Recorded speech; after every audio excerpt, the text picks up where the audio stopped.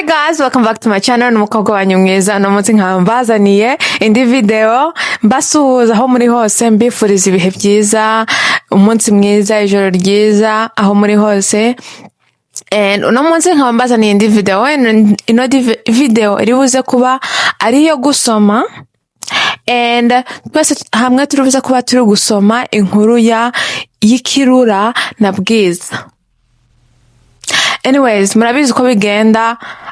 Most of the time I don't have much to say, so let's get into the story. Yeah. Okay, DUSOME.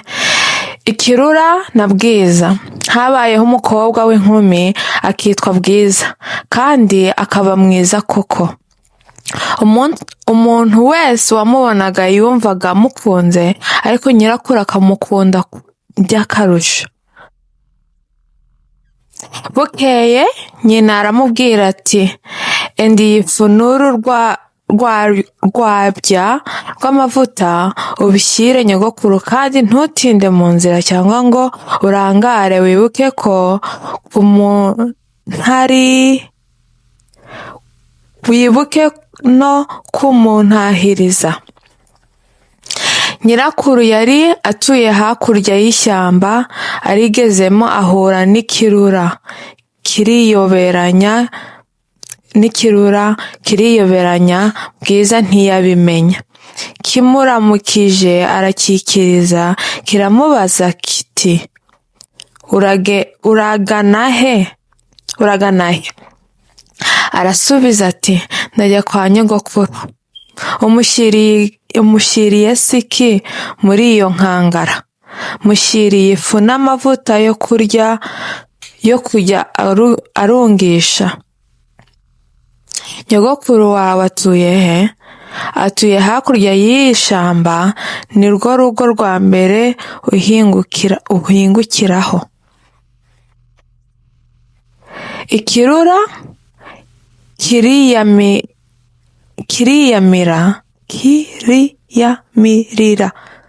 Ikirura kiriyamirira kiti, mbega umukobwa mwiza, ariko se ndamuhabwa n'iki ko numva hari abantu basa ibiti hafi abantu basa ibiti.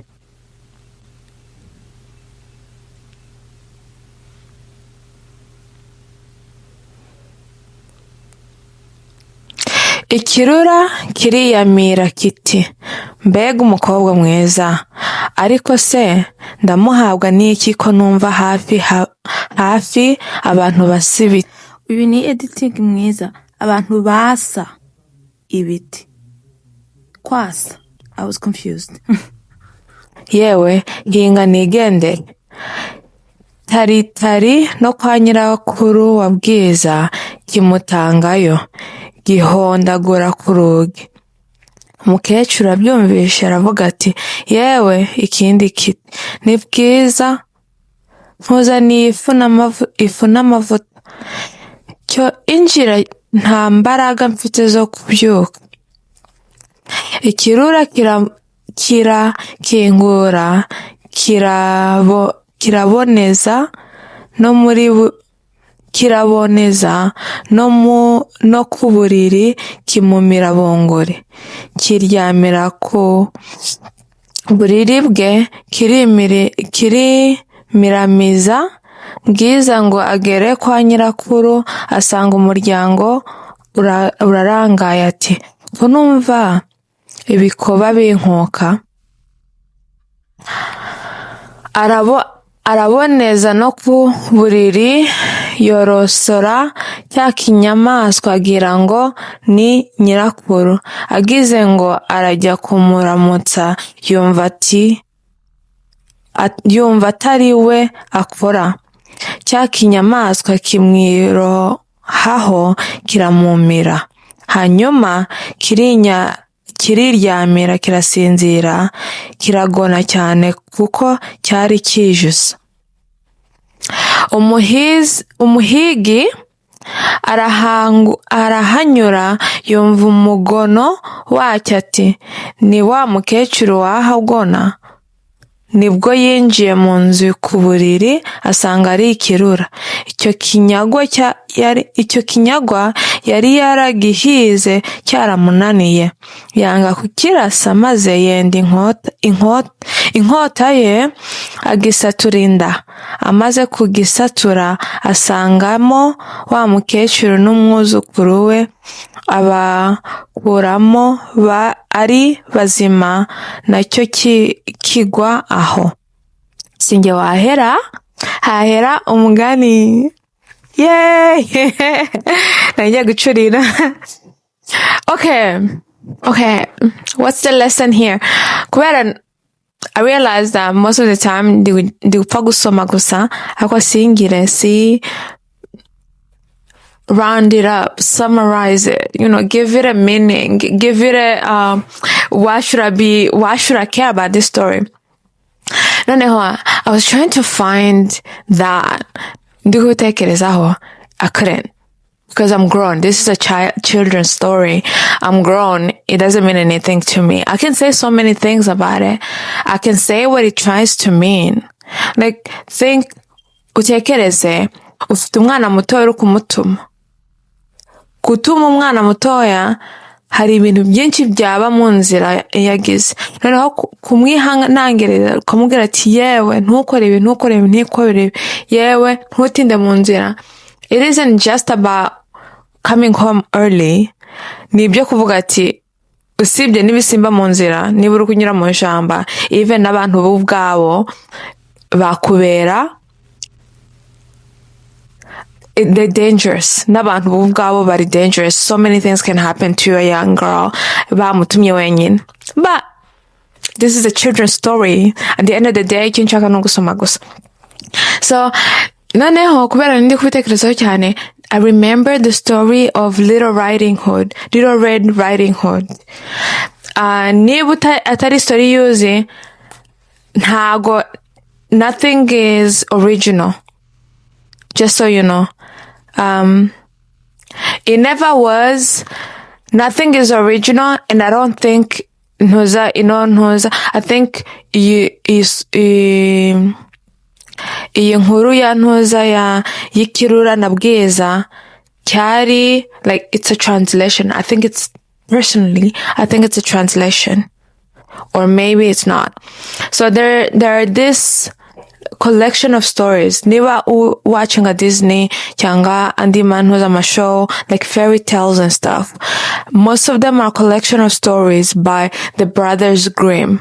Noneho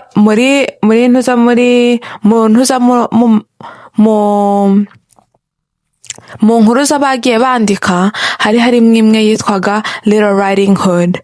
Niba utayizi, you come across it. Niba ufite abana bizaba ngombwa yuko like ubasomera like mu bitabo hafi byose by'abana haba harimo ino story.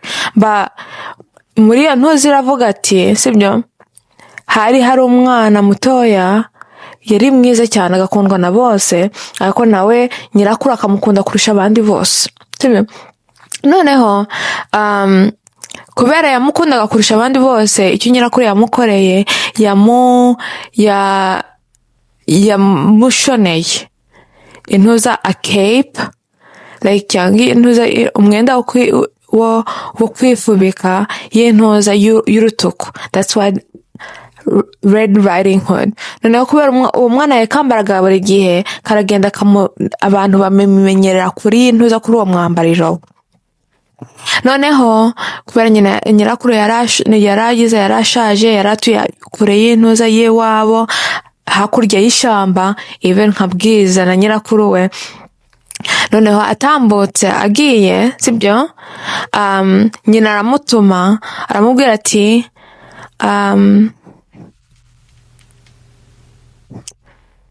noneho nyina aramubwira ati jyana bino bintu bijyanire nyogokuru byo kurya. The story is the same, as in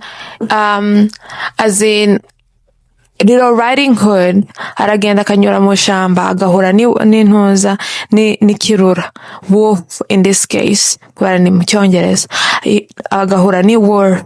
and then yahura nayo nabo baravugana. Noneho the wolf in this case tells Little Riding Hood ngo weho genda mu ishamba ngo nabonye utunuzu turabo twiza ngo ugende ujye utujyanire ntuza nyogokuru. Kubera Little Riding Hood yari ari umwana rero aramwumva yumvira ikintu zikirura. Arangije aragenda no mu shamba ajya kuzana izo ndabo. And then the wolf went to the grandma's house. Arangije aramugira iramumira bunguri. Noneho iragenda ifata n'imyenda yentuza nyirakuru ya Little Riding Hood irayambara. Imaze kuyambara iyoherereza iraryama irifubika. Umwana yaraje none hareba nyirakuru akabona atari kwa kundi ko yamuzi. Nakamubaza none se ngo nyogokuru ufite amatwi manini ntuza noneho ikirura which is a wolf ikamubwira ati ngo nayo kugira ngo nkumve neza. Noneho umwana akabona none se ayo maso yawe ko nayo yabaye manini ngo nayo kugira nkurebe neza. Noneho akamubaza none se izo ntoki zawe nazo ko ari nini cyane. Umwana ngo nayo kugira ngo nguhobere cyane ngo nguhobere neza. Noneho amaze none se ayo menyo manini yo byagenze biti. Noneho the wolf replied ngo nayo kugira ngo nkurye neza. And then umwana nyine aba scared kubera ntago that's not something you expect your grandma to say to you. And then the wolf knowing ko atakomeza kwihisha. Excuse me. The wolf knowing that itakomeza kwihisha ifata wa mwana iramugira. Ifata wa mwana imumira bunguri kubera yari imaze guhaga, yari imaze kurya abantu babiri. Iragenda irasinzira nkuko ntuza muri Bwiza n'intuza n'ikirura byagenze. Iragenda irasinzira itangira kugona. Noneho umuhizi like a hunter passed by, a huntsman the English says. Arahanyura yumvishe cya kirura kiri kugona aravuga ati kira kinyarwanda cya kintu cyo nari gushaka buri gihe cyose buracyariye wa mukecuru. Noneho mbere yuko ikica nawe afata intuzi inkota ye aragenda agisaturamo kabiri. Arangije Little Riding Hood and the grandmother survived. So muri make seyo kubera there's no lesson to learn from. The lesson to learn from here niba uri umwana, like it's always nice to heed your abantu bakuze, abantu like your elders, to kind of take the people's warning seriously. Sibyo? It doesn't necessarily mean it will happen to you, but it just means it happened. So that's the lesson I can gather from here.